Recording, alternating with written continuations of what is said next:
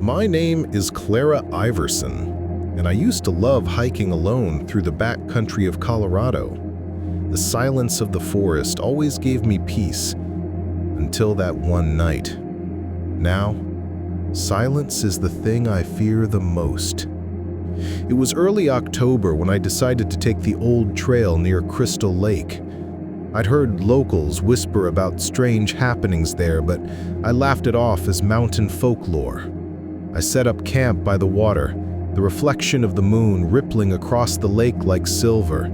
It should have been beautiful, but something felt wrong. Around midnight, I woke to the sound of rocks splashing in the water. Heavy footsteps circled the lake. I thought it might be a bear, so I stayed inside my tent, trembling, clutching the knife I always carried. But then a smell seeped into the air. Wet fur, rot, and something almost metallic. That's when I knew it wasn't a bear. The footsteps grew louder, closer, until they stopped right outside my tent. I held my breath, every muscle frozen. A massive shadow blocked the moonlight. Then a deep, rumbling growl shook the air. I couldn't control myself. I screamed. The thing ripped open my tent with one clawed hand, and I finally saw it. Towering, broad-shouldered, eyes gleaming with a hatred I didn't understand. I ran blindly into the forest. Branches whipped my face, roots caught my boots, but I didn't dare stop. Behind me it followed, each step like thunder. Somehow, I stumbled upon an abandoned fire lookout tower. The door was broken, but I forced it shut with everything I had and climbed to the top, praying it wouldn't follow. For hours I heard it circling below, low growls, knuckles pounding against the wood. At one point I swear it began to mimic my own voice, whispering my name through the cracks in the walls. Clara, Clara. My sanity nearly broke. Just before dawn, silence fell. No footsteps, no growls, nothing. I thought I was safe. I climbed down, and the forest looked empty, almost peaceful. But when I turned toward the lake, I froze. There, standing on the opposite shore, was the creature, still, watching me. Its reflection in the water rippled with the wind, but its body did not move. Not once. I ran until I reached the highway and flagged down a truck driver who thought I'd gone mad. I never told the police. Who would believe me? But ever since that night, I feel like I'm being watched. Windows, mirrors, even in crowds, I catch glimpses of tall shadows that don't belong. Some say Bigfoot is just an undiscovered animal, something nature forgot. But no animal knows your name. No animal follows you home. And sometimes, late at night, I still hear it whisper, Clara.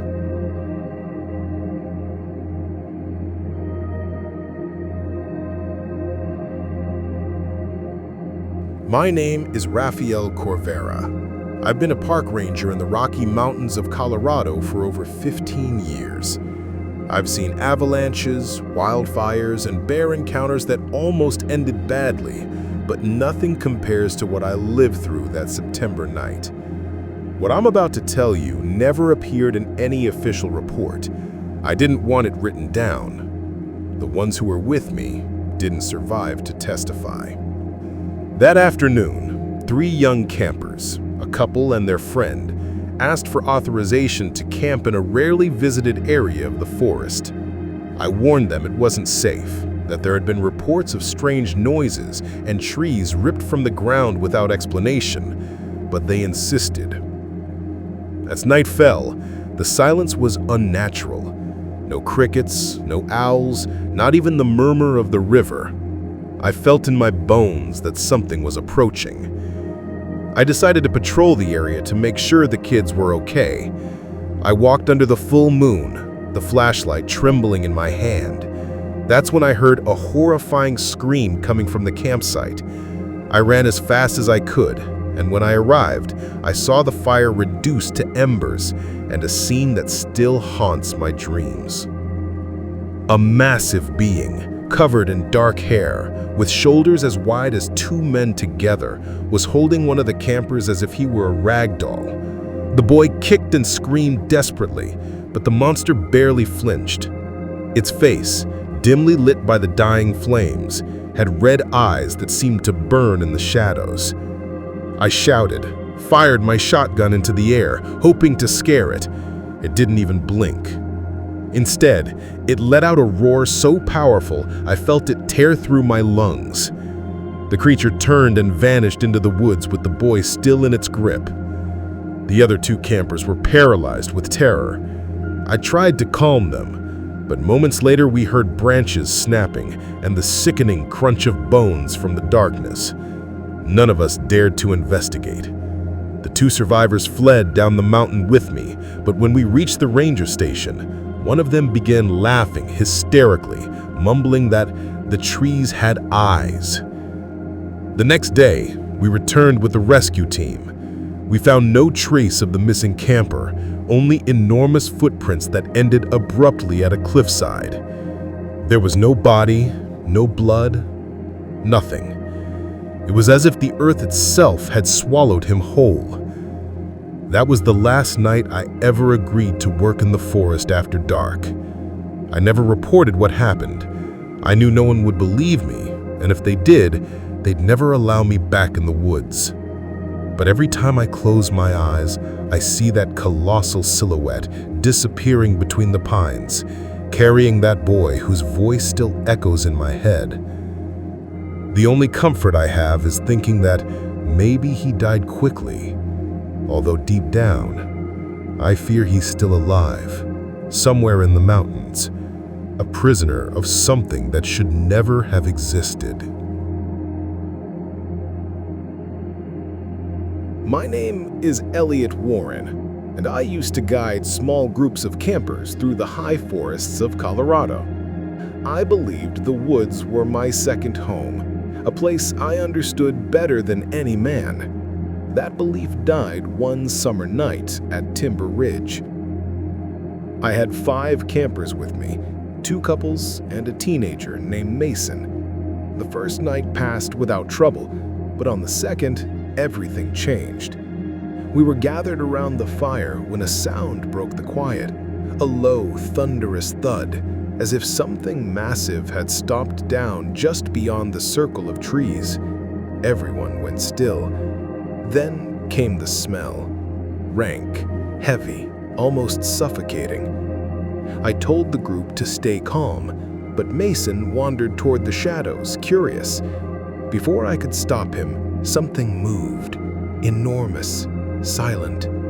Mason screamed, and in a blink, he was gone. We tore through the campsite searching. One of the women swore she saw a huge arm pulling Mason into the trees. I chased, rifle in hand, but the deeper I went, the less the forest felt real. Trees were bent unnaturally, shapes twisted as though the woods themselves had been warped. Then, ahead, I saw him, Mason, standing still in a small clearing. Relief washed over me until I noticed he wasn't alone. Towering behind him was a figure covered in dark, tangled hair, its hand resting on his shoulder like a parent steadying a child. Mason didn't look afraid. He looked empty. I raised my rifle, but in that moment, the creature stepped forward and pushed Mason gently toward me. My instincts screamed at me to run, but I grabbed the boy and pulled him back. When I looked again, the creature was gone, vanished into the trees without a sound. Mason didn't speak for the rest of the night. The next morning, his tent was empty. His boots, his pack, everything, gone. We searched for days. No trace of him was ever found. The others said he must have wandered off, but I knew better. I remembered the way he looked in that clearing, like something inside him had already been taken. Years later, I still guide hikes, but I refuse to go near Timber Ridge. Sometimes, though, I meet strangers on the trail, hikers I don't recognize, faces that seem familiar but wrong somehow. Once, I swear I saw Mason among them, older, his eyes vacant, walking deeper into the forest with others like him. It wasn't an abduction, it was a recruitment, and Timber Ridge is still taking people. My name is Daniel Mercer, and I've been hunting in the mountains of Colorado since I was a teenager. I thought I knew every sound, every trail, every sign of life in those woods. But what I witnessed in Shadow Canyon wasn't something that belongs to this earth. It was late November, the first snow of the season. My friend Jonas and I had gone deep into the canyon looking for elk. The forest was silent, too silent for that time of year. We found no tracks, no scat, nothing. Jonas joked that the animals must have packed their bags and left, but his laughter didn't last long. Around dusk, we found a clearing where something massive had been. Branches were snapped 10 feet above the ground, and the snow was disturbed with impressions too wide to be bear tracks. Jonas crouched to take a closer look, and then we heard it. A howl that rose from the canyon floor, deep and mournful, shaking the trees around us. It wasn't a wolf, and it wasn't any animal I'd ever heard before. Jonas wanted to leave immediately, but I told him to wait. My curiosity got the better of me. We followed the tracks deeper until night swallowed us whole. That's when Jonas stopped and whispered, "Danny, we're being hunted." From the darkness, 2 glowing eyes blinked open, then another set and another. At least 3 of them stood among the trees, massive shapes shifting in the shadows. I raised my rifle, but my hand shook so hard the barrel rattled. One of them stepped into the moonlight, and my stomach dropped. It was taller than any man, its chest broad, arms dangling low, its face half hidden by matted hair. But its teeth gleamed when it grinned, and then, with the speed I didn't think possible, it lunged. Jonas screamed as the creature slammed into him, dragging him into the dark. I fired blindly, the shots echoing off the canyon walls. For a moment, there was silence. Then, I heard Jonas's voice, but it wasn't him. It was distorted, broken, echoing back from the trees. "Danny, help me!" I wanted to believe he was alive, but deep down, I knew. Whatever was out there wasn't my friend anymore. I ran. I don't remember how long, only that the forest twisted around me, every shadow a threat. When I finally collapsed on the road, a ranger truck nearly ran me over. They never found Jonas. His gear, his rifle, even his boots. Gone. I don't hunt anymore. I don't even go near the woods, because I know what lives in Shadow Canyon. And worse, I know it hunts in packs. Sometimes, late at night, I dream of Jonas's voice calling for me. And when I wake up, I swear I still hear it, just outside my window. My name is Valeria Torres, and I work as a nature photographer in the Rocky Mountains of Colorado. I always seek to capture the beauty of the forests, but what I saw that weekend changed my life forever. I decided to camp alone near an abandoned cabin I found by chance while exploring a little-used trail. The cabin seemed empty, but the wood creaked under my steps, and a strange cold ran down my spine. While setting up my equipment to photograph the sunrise, I heard something I couldn't ignore, a loud thud, like someone had thrown a massive log. At first, I thought it was a large animal, maybe an elk or a bear, but the sound repeated, getting closer and closer to the cabin.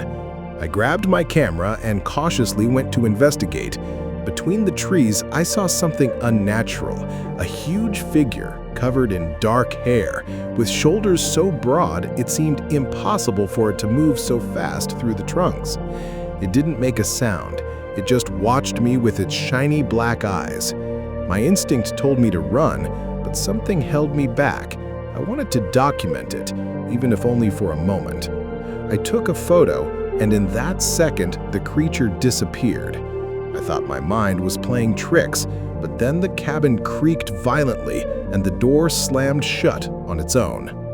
I locked myself inside, trying to stay calm while hearing heavy footsteps circling the structure. The creature wasn't trying to attack me, but its presence was so intimidating that every fiber of my body trembled. When the sun began to rise, the sounds stopped. The cabin was intact, but outside in the snow, there were enormous footprints that ended abruptly at the edge of a nearby cliff. There was no blood, no signs of a struggle, just the feeling that something had been toying with my fear. I ran without looking back and left the place. My photographs barely showed shadows and blurry silhouettes, nothing that could convince anyone of what I had experienced. Today, every time I see fresh snow in the mountains, I remember those footprints and feel that the creature is still there, watching anyone daring enough to enter its territory. I never returned to that cabin, and what I learned is that sometimes fear doesn't come from being attacked, but from realizing that you are not the predator, only a spectator in the territory of something far bigger than you.